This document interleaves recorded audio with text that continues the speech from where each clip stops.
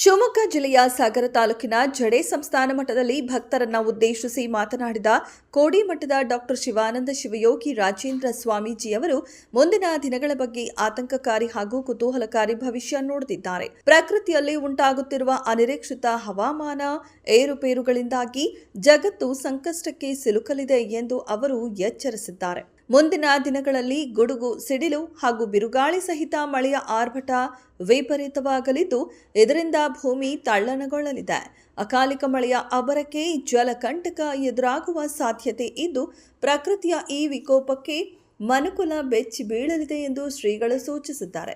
ವಿಶೇಷವಾಗಿ ಅಭಿವೃದ್ಧಿ ಹೊಂದಿದ ದೊಡ್ಡ ನಗರಗಳು ಅನಿರೀಕ್ಷಿತ ಅವಘಡಗಳಿಗೆ ಸಿಲುಕಿ ಸಂಕಷ್ಟ ಅನುಭವಿಸಲಿದೆ ಎಂದು ಅವರು ಭವಿಷ್ಯ ನುಡಿದಿದ್ದಾರೆ. ಒಂದೆಡೆ ಪ್ರಕೃತಿ ವಿಕೋಪದ ಮುನ್ಸೂಚನೆ ನೀಡಿದ್ರು, ಮತ್ತೊಂದೆಡೆ ರಾಜ್ಯದ ರೈತರಿಗೆ ಶ್ರೀಗಳು ಸಿಹಿ ಸುದ್ದಿಯನ್ನ ನೀಡಿದ್ದಾರೆ. ಈ ಬಾರಿ ರಾಜ್ಯದಲ್ಲಿ ಸಕಾಲಕ್ಕೆ ಮಳೆಯಾಗಲಿದ್ದು, ಬೆಳೆಗಳು ಸಮೃದ್ಧವಾಗಿ ಬರಲಿವೆ. ರೈತರ ಬಾಳಿನಲ್ಲಿ ಹಸಿರು ನಳನಳಿಸಲಿದೆ ಎಂದು ಶ್ರೀಗಳು ಆಶಾದಾಯಕವಾಗಿ ನುಡಿದಿದ್ದಾರೆ. ಇನ್ನು ರಾಜ್ಯ ರಾಜಕಾರಣದ ಬಗ್ಗೆ ತಮ್ಮದೇ ಆದ ವಿಶಿಷ್ಟ ಶೈಲಿಯಲ್ಲಿ ಭವಿಷ್ಯ ನುಡಿಯುವ ಕೋಡಿ ಶ್ರೀಗಳು ಈ ಬಾರಿ ಅರಸನ ಅರಮನೆ ಕಳೆಗುಂದಿತು ಮತ್ತು ಪಟ್ಟದ ಆನೆ ತನ್ನ ಗಾಂಭೀರ್ಯವನ್ನ ಕಳೆದುಕೊಂಡಿತ್ತು ಎಂದು ಹೇಳುವ ಮೂಲಕ ರಾಜಕೀಯ ವಲಯದಲ್ಲಿ ತಲ್ಲಣ ಮೂಡಿಸಿದ್ದಾರೆ.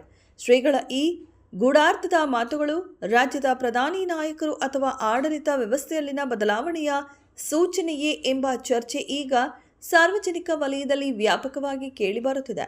ಪ್ರಕೃತಿಯ ಮುನಿಸು ಹಾಗೂ ರಾಜಕೀಯ ಏರುಪೇರುಗಳ ಕುರಿತಾದ ಕೋಡಿ ಶ್ರೀಗಳ ಈ ಸ್ಫೋಟಕ ನುಡಿಗಳು ಭಕ್ತರಲ್ಲಿ ಹಾಗೂ ಜನಸಾಮಾನ್ಯರಲ್ಲಿ ಭಾರೀ ಕುತೂಹಲ ಮೂಡಿಸಿವೆ.